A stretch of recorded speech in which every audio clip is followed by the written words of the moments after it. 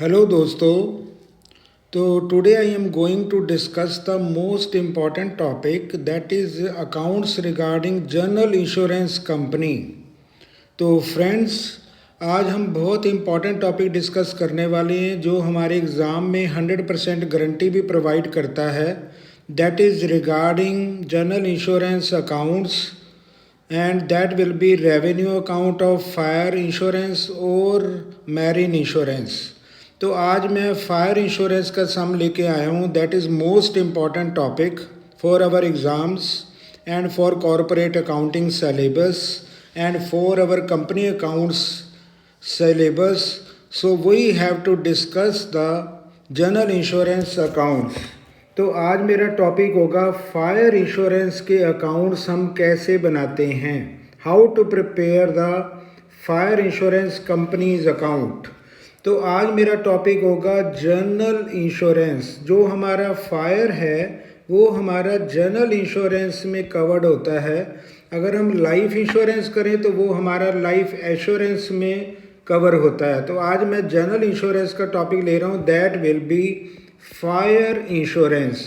हम fire insurance में account कैसे बनाते हैं और कैसे हम शेड्यूल को प्रिपेयर करते हैं, how to prepare the different schedules in fire insurance.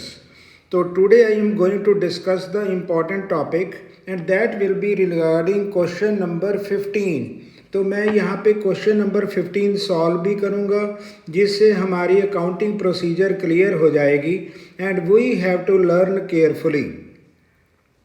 तो दोस्तों, जैसे कि हमें पता है फायर इंश्योरेंस में तो सबसे पहले आपको पता होगा कि premium that is the most important income part of fire insurance और मैरीन इंश्योरेंस और लाइफ इंश्योरेंस।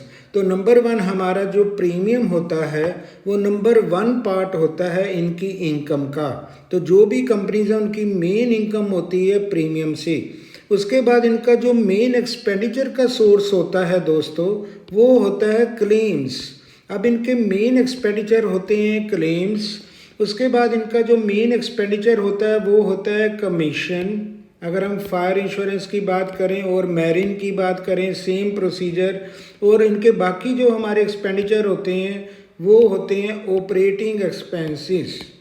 तो ये हमारे 4 क्राइटेरियाज में हमारा रेवेन्यू अकाउंट प्रिपेयर होता है। That may be of fire insurance और that may be of marine insurance. तो दोस्तों, ये बहुत सिंपल है, इंटरेस्टिंग है एंड वेरी वेरी इंपॉर्टेंट भी है।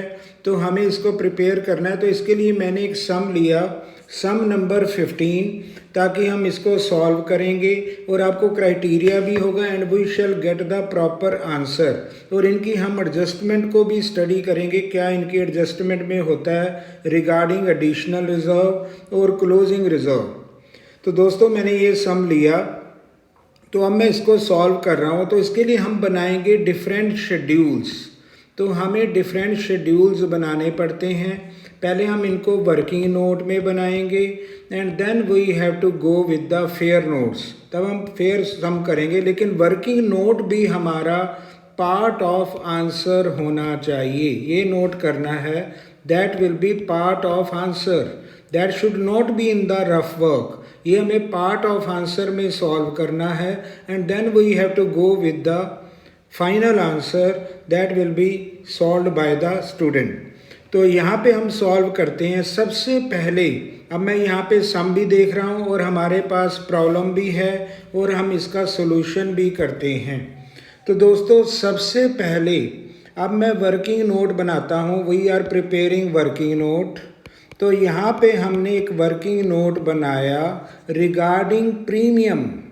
तो प्रीमियम का शेड्यूल ये आपको पता होगा, that will be schedule number 1 in corporate accounting. अगर हम इंश्योरेंस कंपनी के अकाउंट बनाते हैं तो प्रीमियम इज़ नंबर 1। तो चाहे हम लाइफ एश्योरेंस की बात करें, चाहे हम जनरल इंश्योरेंस की बात करें, प्रीमियम विल बी नंबर 1। तो पहले मुझे वर्किंग नोट में अपना प्रीमियम कैलकुलेट करना है। अब यहाँ पे प्रीमियम रिसीव्ड दोस्तों हमारे सम में गिवन है, प्रीमियम रिसीव्ड इंक्लूडिंग री इंश्योरेंस। तो कंपनी को प्रीमियम कितना मिला। अब हम फायर इंश्योरेंस की बात कर रहे हैं तो यहाँ पे हम बनाते हैं शेड्यूल, तो that will be part of answer. तो यहाँ पे हम एक वर्किंग नोट बनाएंगे, तो मैं यहाँ पे एक वर्किंग नोट प्रिपेयर कर रहा हूँ and that will B particulars. बहुत इंपॉर्टेंट हमारे वर्किंग नोट होते हैं और इन्हीं को हम आंसर में पुट कर देते हैं, दैट विल बी ईजियर। तो ये हमारा शेड्यूल नंबर 1 है।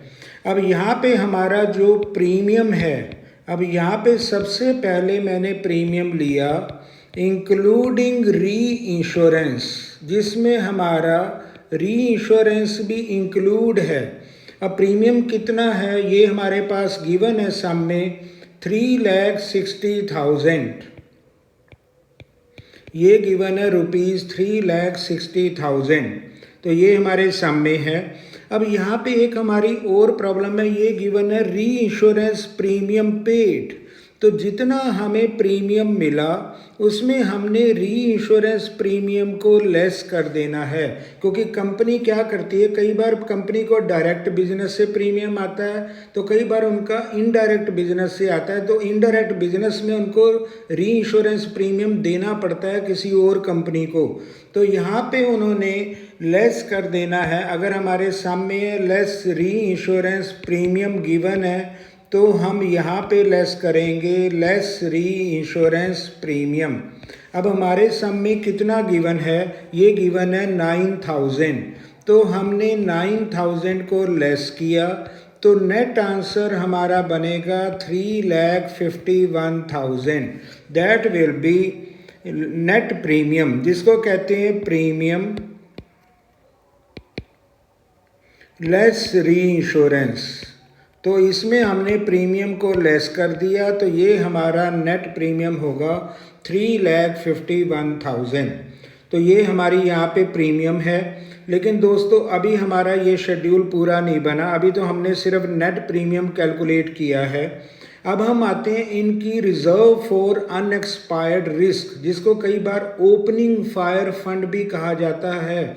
तो ये हमारी फायर इंश्योरेंस का, इसलिए हम कहते हैं ओपनिंग फायर फंड। अगर मैरिन का होगा तो हम कहते हैं ओपनिंग मैरिन फंड।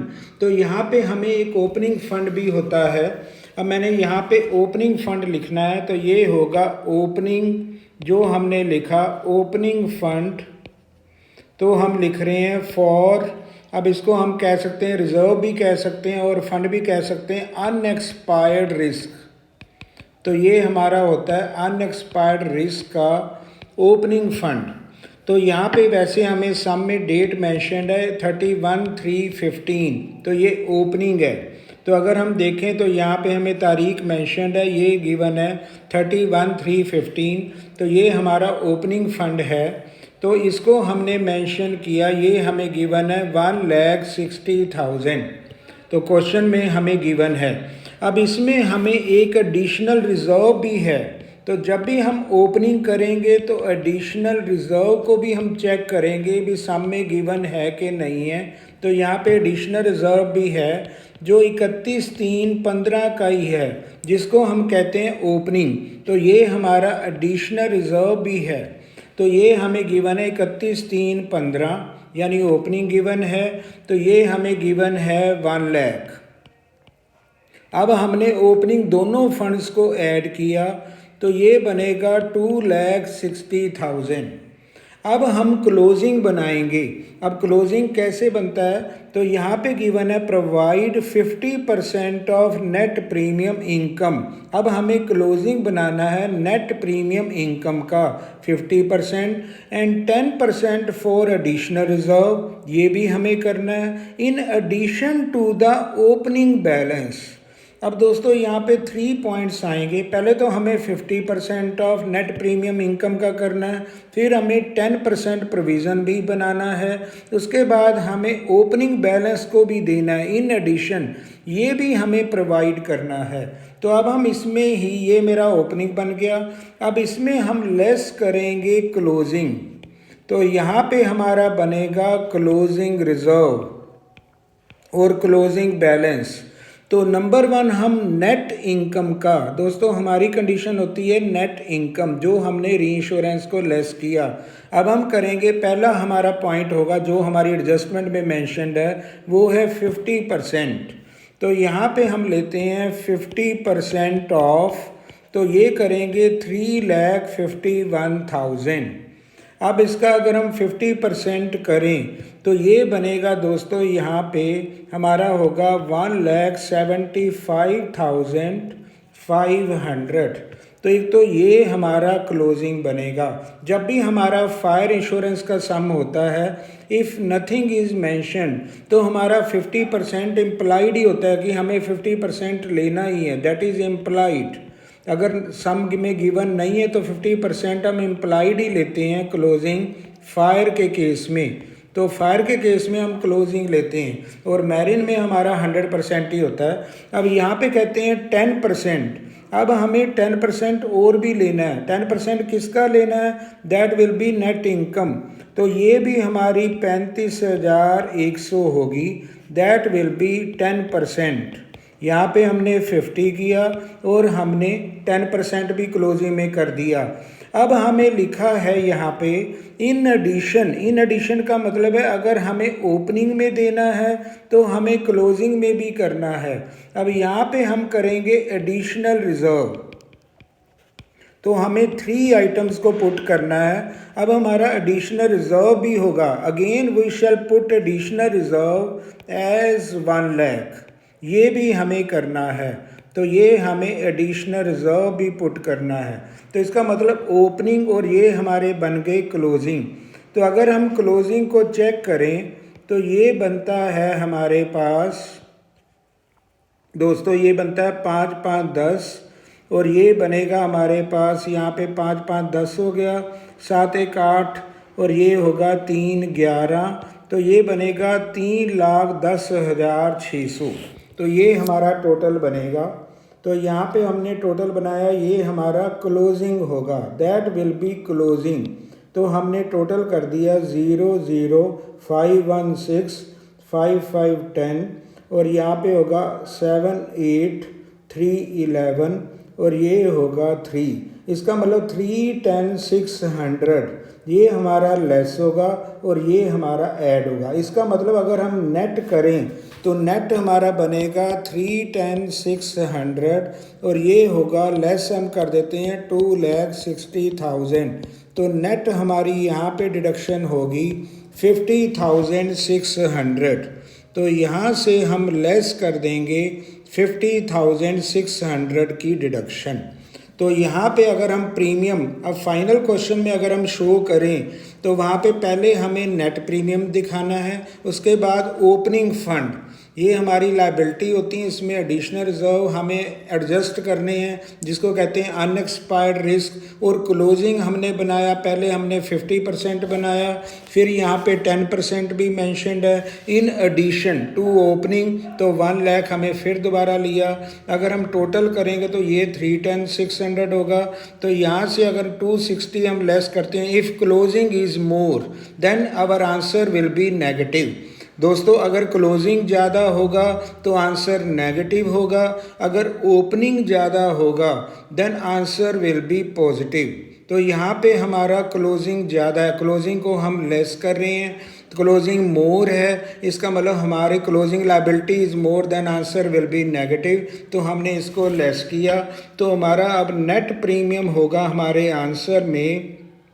तो ये बनेगा हमारा, ये बनेगा 3, ये बनता है 240, ये बनेगा हमारा यहाँ पे दोस्तों। इसको अगर हम लेस करें तो लेट अस सी क्या हमारा आंसर आता है, एक बार चेक कर लेते हैं। तो यहाँ पे हम आंसर चेक करेंगे तो ये बनेगा 3,00,400, that will be our net insurance premium after every adjustment, after making all liabilities adjustment। अब हमने यहाँ पे सारी लायबिलिटी की एडजस्टमेंट कर दी हैं और ये हमारा प्रीमियम है। अब यहाँ पे हमने प्रीमियम बना लिया, that will be our premium answer. तो इस तरह हमें एक वर्किंग नोट तैयार कर लिया जिसको हम सम में पुट करेंगे। तो that is the most important part of premium. तो दोस्तों सेकंड पार्ट हमारे पास होता है जिसका मैं वर्किंग नोट बना रहा हूँ, that is also part of working note. और यहाँ पे हम कैलकुलेट करेंगे क्लेम्स। अब यहाँ पे हम क्लेम्स कैलकुलेट कर रहे हैं। तो लेट अस सी, और ये क्लेम्स होता है शेड्यूल नंबर 2। अब यहाँ पे शेड्यूल नंबर 2 में हम क्लेम्स देखते हैं, तो ये होगा पर्टिकुलर्स और यहाँ पे हमारे पास आएगा अमाउंट। अब क्लेम्स, अगर हम सम में क्लेम्स देखें तो दोस्तों यहाँ पे क्लेम्स पेड हमें गिवन है 1,40,000, और इसके बाद ओपनिंग लायबिलिटी भी है और क्लोजिंग लायबिलिटी भी है। उसके बाद क्लेम हमारे यहाँ पे भी हैं, लीगल एक्सपेंसेस रिगार्डिंग क्लेम। अब सबकी हमें एडजस्टमेंट करनी है। अब यहाँ पे हम लेते हैं क्लेम्स पेड। अब ये हमारे वर्किंग नोट पहले हम तैयार कर लेंगे। क्लेम्स पेड है 1,40,000। अब इसमें हमारी ओपनिंग लायबिलिटी, अगर हम सम में देखो तो यहाँ पे हमारी ओपनिंग लायबिलिटी है 1 अप्रैल 15 को हम कहते हैं ओपनिंग, तो हम लेस करते हैं ओपनिंग आउटस्टैंडिंग को हम लेस करेंगे और ये होगा 20,000, ये हमने लेस किया तो ये बनेगा 1,20,000। और ऐड हम करेंगे क्लोजिंग आउटस्टैंडिंग, तो क्लोजिंग आउटस्टैंडिंग हमारा बनेगा 30,000, ये हमें गिवन है। दोस्तों यहाँ पे आप देख सकते हो क्लोजिंग हमारा 16 का है, दैट इज़ 30,000, तो ये हमने ऐड किया, टोटल बनेगा 1,50,000। अब यहाँ पे हमारे पास हो गए। उसके बाद हमने चेक किया कुछ एक्सपेंस हमारे रिगार्डिंग क्लेम है। अब यहाँ पे आ रहा है लीगल एक्सपेंसेस रिगार्डिंग क्लेम, अब ये हमें गिवन है 3,000, तो ये भी हमने देख लिया। उसके बाद मेडिकल एक्सपेंसेस भी हैं। अब यहाँ पे मेडिकल एक्सपेंसेस रिगार्डिंग क्लेम, जो भी एक्सपेंस है हमें देखना है। अब हम करेंगे ऐड मेडिकल एक्सपेंसेस। अब मेडिकल एक्सपेंसेस हमारे पास हैं 2,000 और हमने किया add legal expenses regarding claim. अब लीगल एक्सपेंसेस हैं हमारे 3,000, ये हमने ऐड किए तो ये बनेगा 1,55,000। तो ये हमारा नोट सेकंड जो तैयार हो जाएगा वर्किंग नोट, तो that will be regarding claims. तो ये हमने क्लेम का भी तैयार कर लिया जो हमें रेवेन्यू अकाउंट में पुट करना है। तो इस तरह हम पहले अपने वर्किंग नोट तैयार रखते हैं, then it will be very interesting and very easier. तो ओपनिंग लायबिलिटी लेस होती है, क्लोजिंग ऐड होती है, कोई भी एक्सपेंस रिगार्डिंग क्लेम होते हैं वो ऐड हो जाते हैं, तो नेट क्लेम हमारा आंसर बन गया ये। अब हम आते हैं यहाँ पे, अब हमारी जो बारी होगी that will be schedule number 3। अब हम यहाँ पे बनाते हैं शेड्यूल नंबर 3। दोस्तों यहाँ पे अब हमारी बारी होगी schedule number 3 and that will be regarding commission. अब हम बनाएंगे commission, we have to calculate commission. अब यहाँ पे हम कमीशन कैलकुलेट करेंगे एंड कमीशन का हम वर्किंग नोट बनाते हैं। तो अब कमीशन बड़ा सिंपल होता है। सबसे पहले हम देखते हैं कमीशन ऑन डायरेक्ट बिजनेस। अगर मैं आपको सम की तरफ ले जाऊं, अब यहाँ पे देखें तो यहाँ पे कमीशन ऑन डायरेक्ट बिजनेस है, एक हमारा एक्सेप्टेड है, एक हमारा सीडेड है। सबसे पहले हम आते हैं डायरेक्ट बिजनेस, जो कमीशन पे करना है कंपनी के लिए एक्सपेंडिचर है। अब यहाँ पे हम ले रहे हैं कमीशन ऑन डायरेक्ट बिजनेस। अब यहाँ पे कमीशन हमारा डायरेक्ट बिजनेस है 17,000, ऐड हम करेंगे यहाँ पे एक्सेप्टेड। अब यहाँ पे हमारा एक्सेप्टेड आता है, एक्सेप्टेड हमेशा ऐड होता है 1,000, तो ये बनेगा 18,000 और लेस हम करेंगे सीडेड। दोस्तों हमेशा सीडेड जो है वो लेस होता है and that will B seeded. तो ये आंसर हमारा नेट बनेगा 17,550। तो दोस्तों हमने कमीशन भी कैलकुलेट कर लिया and that will B commission in rupees. तो ये हमारा कमीशन होगा। डायरेक्ट में हम ऐड करते हैं एक्सेप्टेड और सीडेड हमारा लेस हो जाता है and that will B commission. उसके बाद हमारे पास आएगा schedule number 4 and that will B operating expenses. अब यहाँ पे हम लेते हैं ऑपरेटिंग एक्सपेंसेस, तो ये हमारा ऑपरेटिंग होगा। अब यहाँ पे हम लेते हैं पर्टिकुलर्स और दोस्तों अमाउंट रुपीज़। अब यहाँ पे जो लीगल हमारे ऑपरेटिंग होंगे दोस्तों, ऑपरेटिंग जो भी हमारे एक्सपेंडिचर रह गए हैं उनमें हम देखेंगे। अब ऑपरेटिंग में मेन हमारा होता है मैनेजमेंट एक्सपेंसेस। दोस्तों ये हमारे पास गिवन है 70,000। तो दोस्तों हमें ऑपरेटिंग लेने हैं यहाँ पे 70,000, तो ये हमें गिवन है। अब यहाँ पे हम ले रहे हैं मैनेजमेंट एक्सपेंसेस। अब दोस्तों यहाँ पे आएगा मैनेजमेंट एक्सपेंसेस और ये होंगे 70,000, और इसके ऊपर कोई भी एडजस्टमेंट दोस्तों इस सम में नहीं है। We are having only management. तो यहाँ पे हमें सिर्फ मैनेजमेंट एक्सपेंस ही लेने हैं एंड दैट विल बी 70,000। तो ये भी हमने नोट कर लिए and that will be schedule number 4। तो ये भी हमने प्रिपेयर कर लिया दोस्तों। अब हमारे पास every schedule is prepared ready. Now we have to go with the revenue account. अब हम जाएंगे रेवेन्यू अकाउंट में। तो ये सम हमारे पास है। अब इसका आंसर हमें कैलकुलेट करना है। अब हम जाते हैं अपने रेवेन्यू अकाउंट में। बड़ा इंटरेस्टिंग दोस्तों, corporate account is very simple, very interesting if we do carefully. अगर हम इसमें स्टेप वाइज करते हैं, प्रोसीजर वाइज करते हैं, then that will be more interesting. अब हम बना रहे हैं revenue account for fire insurance, क्योंकि ये हमारा फायर इंश्योरेंस है। अब यहाँ पे हमारा फायर है। अब यहाँ पे हम फायर दे रहे हैं। अब ये आएगा पर्टिकुलर्स। अब यहाँ पे हमारा होता है बीच में शेड्यूल। अब यहाँ पे हम शेड्यूल मेंशन करते हैं और यहाँ पे होगा अमाउंट रुपीज़। अब नंबर 1 दोस्तों यहाँ पे होगा प्रीमियम, जो हमने नेट कैलकुलेट किया, शेड्यूल नंबर 1। अब दोस्तों हमारे प्रीमियम का अमाउंट क्या है, let us see. Net amount after adjusting all closing fund और लायबिलिटी। तो हमारा आंसर है 300,400। तो हमने वही आंसर लिया 300,400। दोस्तों इसी में और भी हमारी इनकम आएंगी। अब यहाँ पे हम लेंगे इंटरेस्ट एंड डिविडेंड।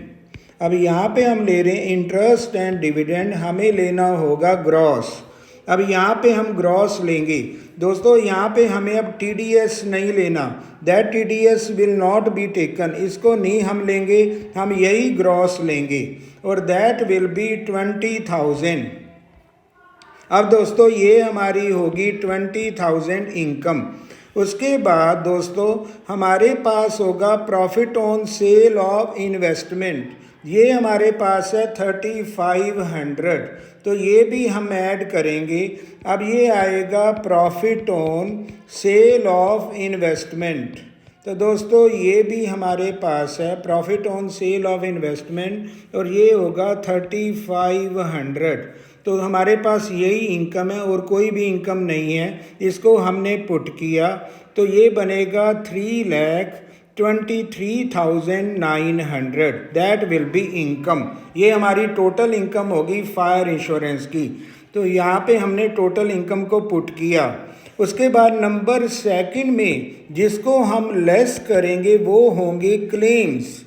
अब क्लेम्स हमारे कौन से होंगे, जो एडजस्टेड होंगे। दोस्तों हमने पहले ही वर्किंग नोट बना लिए हैं। अब यहाँ पे हमें क्लेम लेने हैं दोस्तों। एक क्लेम में हमारी एक रह गई है, जो मैंने पॉइंट को छोड़ दिया है, वो हम नोट कर लें ज़रा, मेरे अभी दिमाग में आया। वो है री इंश्योरेंस रिकवरीज।